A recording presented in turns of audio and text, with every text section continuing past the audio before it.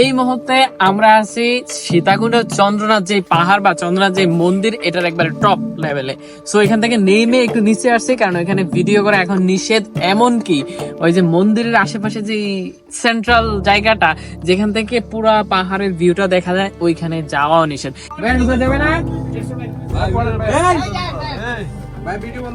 Video বন্ধ করতে হবে।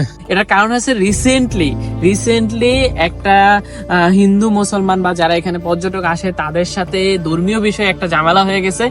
এটা আজকের এই ভিডিওতে দেখাবো এখানে কি ঘটেছিল এবং এটা বর্তমানে কি অবস্থায় আছে, চন্দ্রনাথ আসাটা আমাদের জন্য কতটুকু লাভজনক হতে পারে।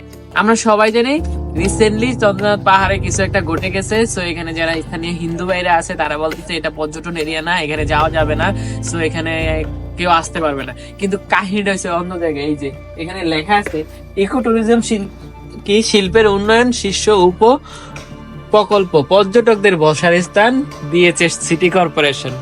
কাহিনীটা কেমন না? এটা অবশ্যই পর্যটন স্পট, না হলে এখানে সিটি কর্পোরেশন এটা বসাইলো কেন? আচ্ছা, রিসেন্টলি এখানে আসলে চন্দ্রনাথ পাহাড়ে ওই যে চন্দ্রনাথ মন্দির, এখানে আসলে গডসেটা কি, এখানে গডসেটা কি সেটা বলি।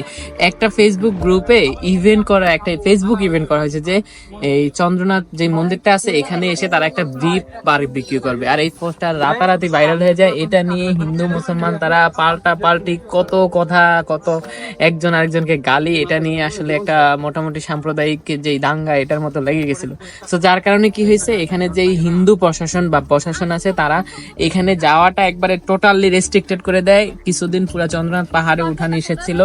আরেকটা বিষয় হচ্ছে, আমরা ফেসবুকে কিছু ভিডিও দেখছি যেখানে আমাদের কিছু মুসলিম ভাই এসে মন্দিরের ওইখানে নারে তাকবীর আল্লাহু আকবার বলছে। ওইটা নিয়ে হিন্দুরা অনেক ধরনের কথা বলছে। তো চন্দ্রনাথ পাহাড় নিয়ে ঘটে যাওয়া ঘটনাটা অ্যাকচুয়ালি কাদের দোষ, কে রং করছে, কে ভুল করছে, এই বিষয়ে আমরা পরে কথা বলবো। অবশ্যই কিছু কেস স্টাডি নিয়ে কথা বলবো। এখন বলে অ্যাকচুয়ালি পাল্টাপাল্টি বক্তব্যটা কি ছিল। হিন্দুরা বলতেছে যে এই চন্দ্রনাথ পাহাড়টা তাদের একটা তীর্থস্থান, এটা কোনো পর্যটক এরিয়া না, এখানে মুসলিমরা আসতে পারবে না, তারা এখানে ঘুরতে আসতে পারবে না। মুসলিমরা বলতেছে এটা দেশের সম্পদ, এটা কোনো হিন্দুদের অ্যাকচুয়ালি এই পূজার স্থান না, এত পাহাড়ের উপর কেন হিন্দুদের পূজার স্থান হবে। সো এইগুলা নিয়ে অনেক অখাদ্য ভাষায় অনেক কথা হয়েছে। সো মোটামুটি এটা একটা ধর্মীয় দাঙ্গার দিকে চলে যাচ্ছে বা সাম্প্রদায়িক দ্বন্দ্ব।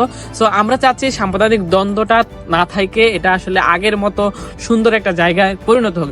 যদিও চন্দ্রনাথ পাহাড়ে আমি এখন আসছি ওই সেন্ট্রাল ভিউটাতে, যেহেতু যেতে পারি নাই, সো নেক্সট টাইমে চন্দ্রনাথ আমি আসবো না। অ্যাকচুয়ালি এখানে অনেক কিছু দেখার যে আছে, বিষয়টা এমন না। বিষয়টা এখানে জাস্ট মানুষ আসে একটু কম খরচে, জাস্ট মানে একটু পাহাড়ের ভিউটাও দেখা যায় এই জন্য।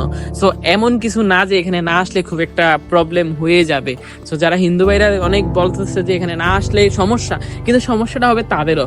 তাদের কি সমস্যা হবে? তাদের এই পুরা এরিয়াটা পুরা পর্যটকদের খরচের উপর নির্ভরশীল। আমরা যখন এখানে আসছি দোকানের সাথে কথা বলতেছিলাম, তখন তারা বলতেছিল যখন এই এক সপ্তাহ বা কয়েকদিনের জন্য বন্ধ ছিল তাদের অনেক প্রবলেম হয়েছে, কারণ তাদের যে জীবিকা এটা তাদের প্রবলেম হয়েছে। সো এখানে যদি পর্যটক না আসে ভাই, তোমাদেরই প্রবলেম। কি হয়েছিল এখানে? একটা না ভাই বন্ধ করে দিলে তো আপনাদের দুইটা, আমাদের না অনেক লোকের লস, শুধু আমাদের গাড়ি ড্রাইভার হোটেল লস, কারণ আপনাদের জীবিকাই তো এখানে নির্ভর করতেছে।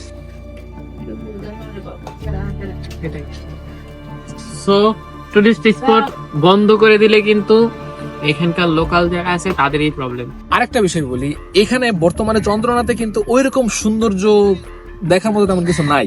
কারণ চন্দ্রনাথের মেইন পয়েন্ট যেটা ছিল, যেখান থেকে আসলে ভিউ পয়েন্টটা দেখা যেত, পুরা চন্দ্রনাথের একদম সমুদ্রের পাড়টা দেখা যেত, ওই পাড়টা কিন্তু এখন মুসলিমদের যেতে দেয় না।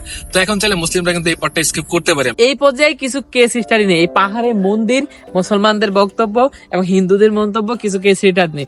আমরা রিসেন্টলি নেপালে অন্নপূর্ণা গেছি। আমরা সবাই জানি অন্নপূর্ণা হচ্ছে 4160 মিটার উঁচুতে।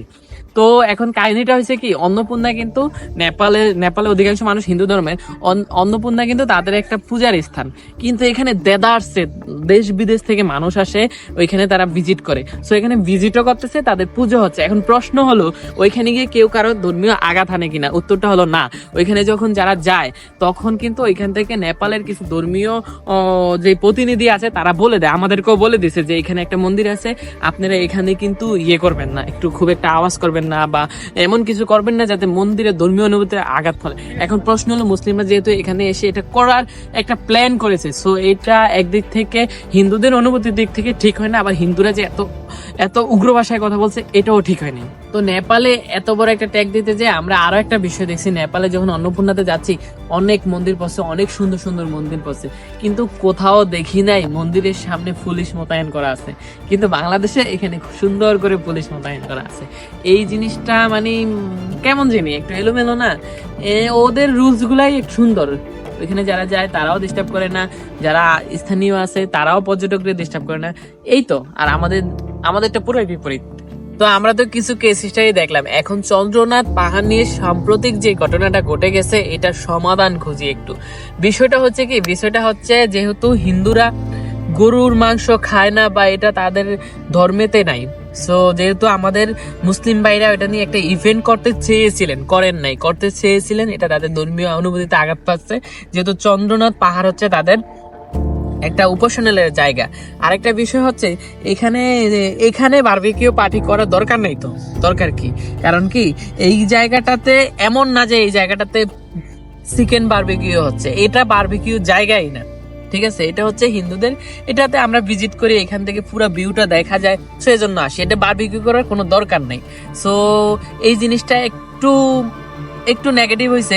আর হচ্ছে এইটার বিপরীতে হিন্দু ভাইরা যে স্টেপ গুলা নিছে বা যেই মতামত গুলা প্রকাশ করছে, এই জিনিসটাও মোটেও ঠিক না, আর একটু সুন্দর হতে পারতো। কারণ অনেক হিন্দু ভাইকে দেখছি অনেক উগ্র ভাষায় কথা বলতেছে, যেটার জন্য বিষয়টা অনেক বেশি একটা সিরিয়াস মোমেন্টে চলে গেছে।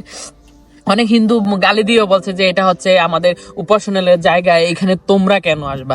বিষয়টা এমন না, কারণ নেপালে আমরা এর থেকে আরো অনেক বড় বড় অনেক ভালো ভালো মন্দির দেখছি, যেখানে কিন্তু সারা পৃথিবী থেকে পর্যটক আসে, তখন তারা কিন্তু বলে না এটা আমাদের উপাসনালয়ের জায়গা। তোমাদের উপাসনালয়ের জায়গায় তো মুসলমানরা সমস্যা করবে না, তাই না? সমস্যা না করলে ইজ গুড, সমস্যা করলে এটা ঠিক না। আর হিন্দু ভাইরা এটাও তোমরা এত রিজিট হয়েও না, এটা বাংলাদেশের সম্পদ, তোমরা এখানে মন্দির করছো ভালো কথা, এখানে যদি কেউ ঘুরতে যায় তাহলে সেটা পর্যটকদের একটা এরিয়া, কারণ বাংলাদেশের একটা জিনিস হিসেবে। সো এতটা উগ্র হওয়ার কোনো দরকার নেই, এতটা অ্যাগ্রেসিভ হওয়ার কোনো দরকার নেই। উভয় দিক থেকেই আমরা সাম্প্রদায়িক সম্প্রীতি বজায় রেখেই আমরা আমাদের দেশে থাকবো। চন্দ্রনাথে যদি ঘুরতে আসতে চায় তাহলে ঘুরতে আসে। যদিও আমি এসে খুবই ডিসঅ্যাপয়েন্টেড হয়েছি, এখানে হয়তো বা চন্দ্রনাথ স্কিপ করাই উচিত পর্যটকদের জন্য। আমরা কিন্তু চন্দ্রনাথ এসে দেখেছিলাম এখানে হিন্দু মুসলিম সবাই উঠতেছে, হিন্দুরা তাদের পূজা করতে উঠতেছে বা ঘুরতে উঠতেছে, আর মুসলিমরা কিন্তু তাদের মতে উঠতেছে। এখানে কিন্তু এখন বর্তমানে কোনো সাম্প্রদায়িক দাঙ্গা নাই, সবাই যে যার মতো করে উঠতেছে, যে যার মতো করে যা যার কাজ করতেছে।